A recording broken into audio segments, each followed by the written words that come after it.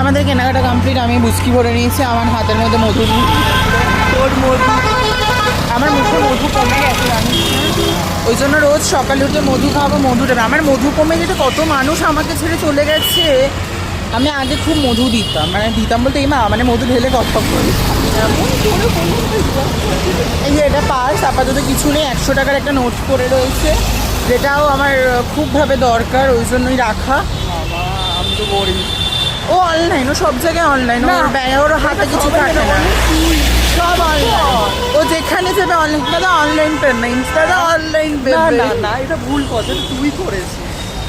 আমার ক্যাশ যে ছিল আমি দিয়েছি, আমার ক্যাশ আর নেই। তাই বলে আমি খুব বুঝে খরচা করি। তাও আজকে আমার বাবা পয়সা দিয়েছিল বলে আমাকে জিনিস দিতে আসতো, ওই জন্য আমি বেরোতাম কি না। বলবো, লজ্জা। একটু মোমো খাবো বলে, মানে আমি খাওয়াবো চল।